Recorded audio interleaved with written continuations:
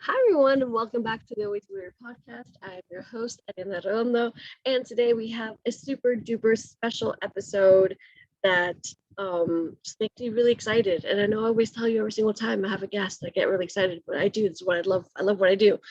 But this one in particular, I'm more excited than usual, I guess, because we have a little bit of history already. We've been talking for a few months by now, as always, and we met through TikTok.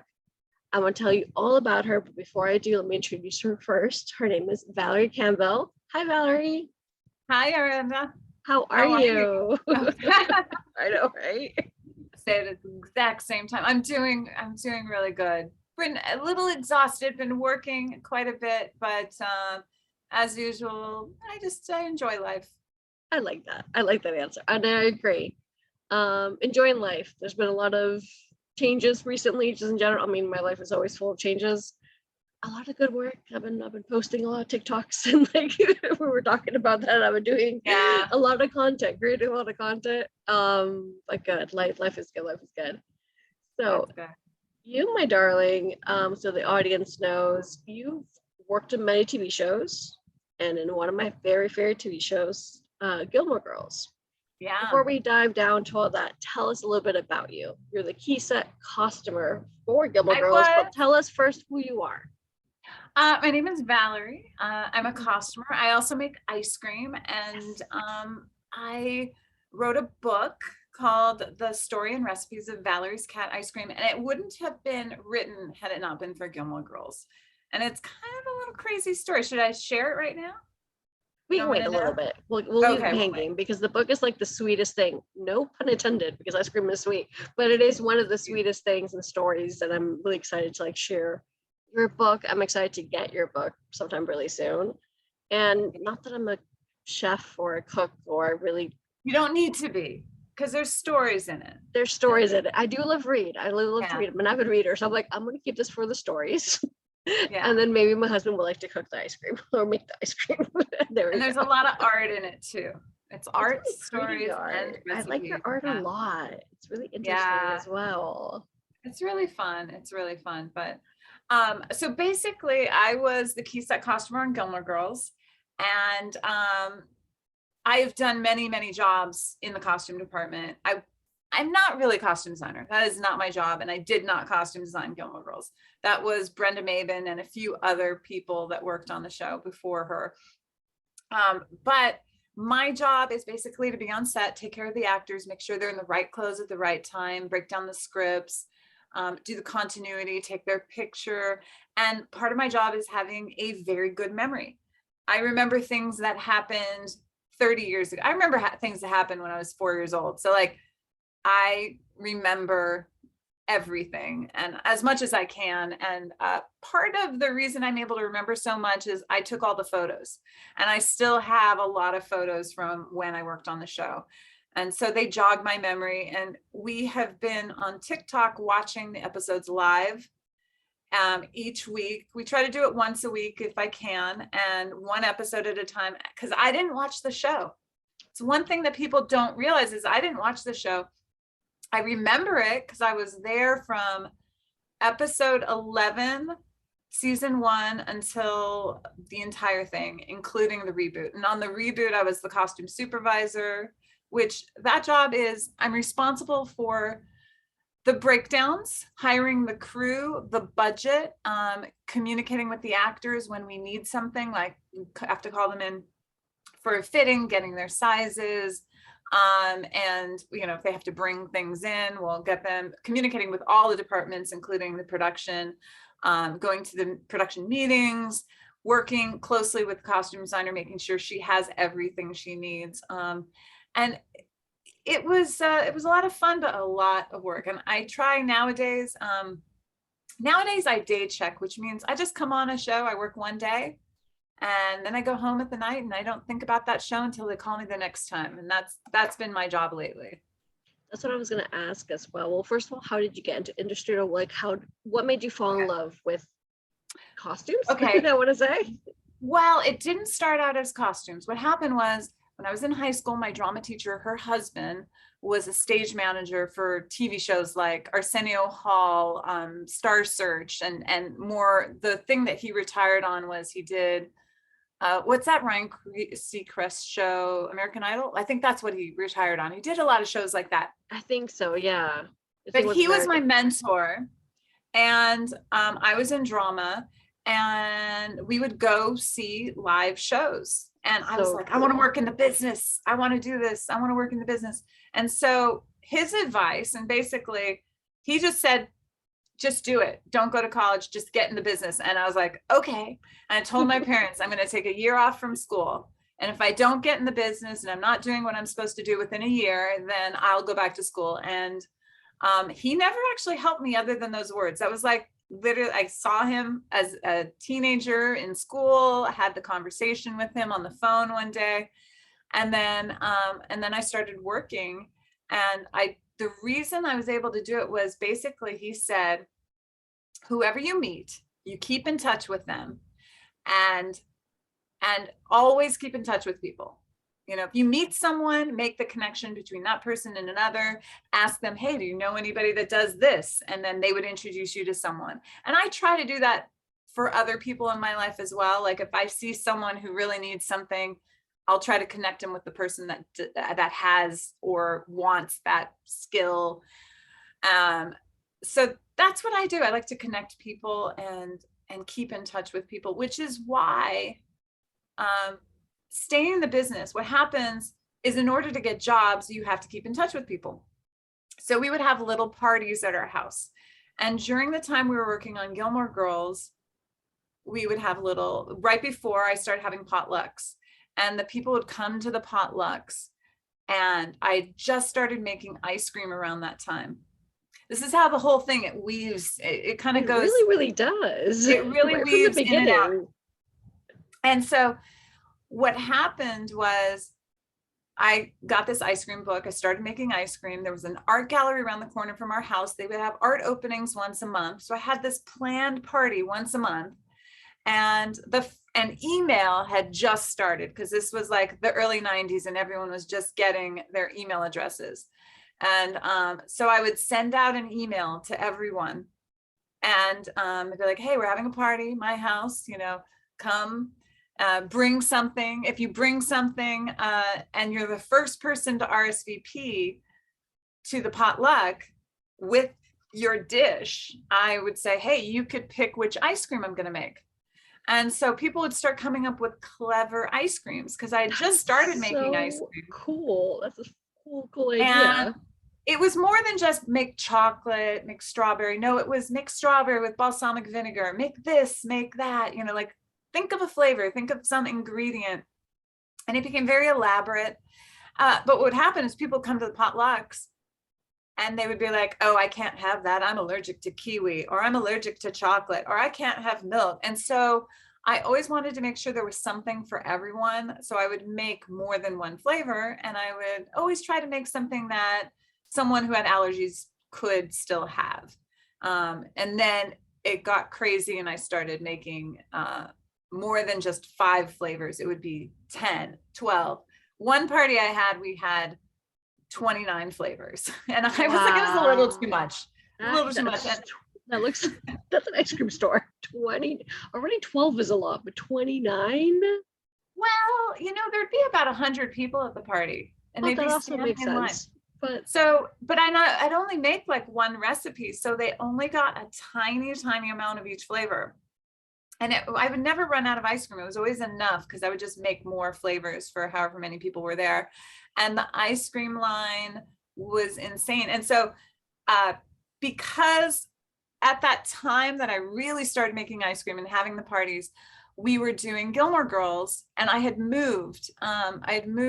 Right after I started Gilmore Girls, we moved into our house, which we live in now. And it went from having a party a month to having 2 to 3 parties a year. And I would cultivate all that, like, ever to have a conversation with someone, I'd be like, oh, do you like cooking? And they'd be like, yes. And I go, what's your email address? Because we have these parties. And so then they'd get invited, and whoever got on that list stayed on the list. until their email address no longer worked. I mean, I still have email addresses from back in the day when people first started coming to the parties. And I remember one party, this was before Gilmore Girls. There was this girl, her name's Kathleen Bird, or actually Kathleen York, and she goes by Bird, and she's a singer, and she's also a writer and an actress, and she sang the song for Crash that got nominated for an Academy Award. And about a year before that happened, I had worked with her on a movie, and I ran into her in the parking lot after I'd worked with her and said, hey, we're having a party this weekend. Come, people are going to sing, you know, and she's like, I'm a singer. And I'm like, oh, cool. And so she sang in my living room. And I'm watching the Academy Awards and I'm going, oh my God, that's Kathleen. She's singing on the Academy Awards for her song. And then that night, people were calling me like, that's the girl that sang in your living room. You but definitely throw epic parties, that's for sure. And I have a lot of stories from all, because I remember so much. And all my friends, I have a story about each one. And that's sort of what happened was the parties happened. Keiko, who was Lane on Gilmore Girls. Oh, yes.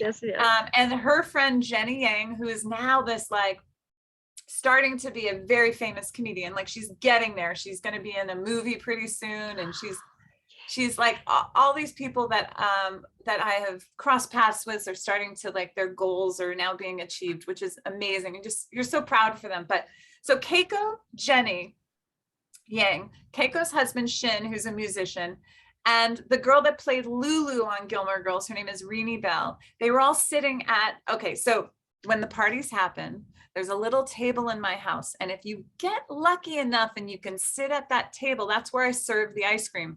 If you're not at the table, you're standing in a line that wraps around the house to get the ice cream. You know, it goes out the front, it goes out the kitchen door and people are like waiting. And sometimes they'll go sit down, they'll come back, see if the line, you know, lessens up, but they're sitting at the table. And another friend of mine had made this tiny sign that said Valerie's Ice Cream Shop, just as a joke, but kind of like as a birthday present, because the party was for my birthday. And so Jenny and Keiko got on Facebook and started a Facebook ice cream page for me called Valerie's Ice Cream Shop. So that happened. And a year later, I hadn't even touched the page. They filled it with pictures of themselves eating my ice cream with me, like in the background. It was really funny.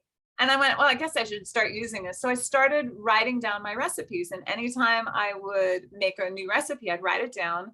And it was just more of and then I put 3 cups of this and that. It wasn't a like perfect recipe. It was just I think I like the smell of rosemary. Let's try this. You know, it was just some random group of words created rambles of ice cream. And so I started really using it. And then around that time, there was a festival that they do. These fans got together, these Gilmore Girl fans got together and put on a festival for the show. Unofficial. They got together, they sold tickets, they found actors that wanted to come and participate. We all did it. And the first year was so much fun. It was in Kent, Connecticut. Oh, no, sorry. First year was in Washington Depot, Connecticut. And, you know, I was traveling. Keiko was with me, Sean Gunn, John Cabrera. We were all traveling in the same car up to the Fan Fest. Liz Torres was there. Mike Gandolfi, the guy that played Maury, Jackson was there. There was all these people there. Wow. Fandom is real. It was real. And the next year, they did it in Kent, Connecticut. And it was a slightly different group of people. Some of the same people from the first year, not all of them, but a few different people. And then they did it again, and then they did it again, and then they did it again. And then the pandemic happened. But actually, the second year, they approached me and they're like, listen, you should write a book. And I was like, no, that's too much work. And then in 2018, we were all out in LA. And we had gone to see Stan Zimmerman, who was one of our writers on the show. He wrote for season 5, was doing a play, and some of the Gilmore Girl people were in the play. And so we all went to go support this play. And after the show, Jenny and Marcus, they're the ones that run the Fan Fest, were like, Valerie, you really need to write a book. Like, we can't pay you to come to the festival. And I'm like, I don't go to the festival for money. I go because I enjoy seeing my friends. It's a free trip to visit friends, and like it's fine. And they're like, no, you really need to write a story, a book. You have such great stories, and you love cooking, and you have recipes. I know people will want to hear this. So I went home that night, and I literally went home and I was like, okay, well, if I was going to write a story, I'd write it like I would tell about this one story. And I started to type it, and it didn't want to come out of me typed. It wanted to come out of me handwritten. So I started to write it, and I'm an artist, but I'm one of those artists that I just draw and I doodle, and I don't really have much focus with it. Unless someone tells me do something, I just sit and I'll doodle. So I started drawing it out, writing it out. I use this one photograph, put it in, but I end up drawing the picture. And then when the recipe part came out, I started to draw pictures of the elements of the recipe. And someone was standing behind me, and I said to him, I go, listen, what does this look like? And they're like, a watermelon. And I'm like, okay, cool. And I go, and I drew a picture of a hand holding mint. And I go, what does this look like? And they're like, a picture of a hand holding mint. And I'm like, I'm onto something. And I go, what if I illustrate the recipe? Just illustrate, not write any words, just illustrations. And I did, and I put it together. And I was working at the time on a TV show called Timeless. And the crew and the cast that was around me as I was writing it while I was sitting on set, I was doing it on my computer, writing it on my Surface. They were so inspired by it. And they were like, listen, like, I don't cook, but I would buy that book. Or I don't cook, but now I understand how to make that recipe because it's visual and it makes sense to me. And so I was like, well, maybe I'm going to write this book for more than just Gilmore Girl fans. So instead of just Gilmore Girl fans, it turned into basically a biography of my life as told through my friends. Like, each recipe in the book is inspired by a different person. And it's the story between what happened with us, or maybe it's a fun story about them and our friendship, or sometimes it would relate to ice cream and why we picked that flavor. But a lot of times it was just a silly story about that person.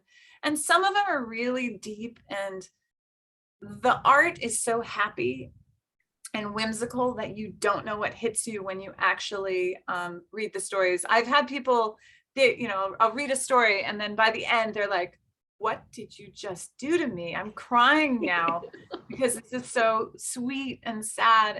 And it's a way to, a lot of the people in the book have passed on, like my aunt,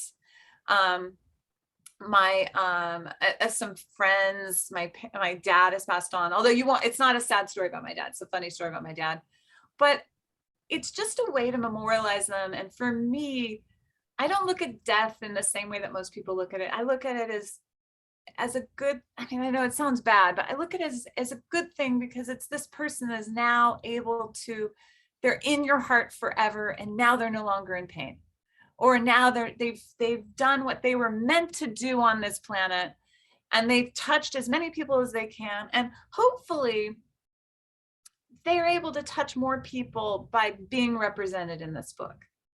Maybe their final moments, that little quick thing that I put in there, will make someone think a little bit more before they go on with their life and whatever path they were on. So that's just, I don't know. I know we went in a very secure, what was the question? All right, so I adore that story. I love how you can, you definitely are a storyteller. I could definitely see that without a doubt. And this is actually perfect for this episode, because we're like, what is it? Probably right now, about 20 minutes in. We're actually going to do a two-parter right here, right now, simply because I love your presence, your essence, and we have so much stories more to tell, of course, from you. Oh, absolutely. Exactly. So this is just a little bit of a glimpse of what you're going to find out a lot more from Valerie coming up soon. Thank you so much, Team Flyer, for listening in. Come back, check the next episode, and we're back. Bye.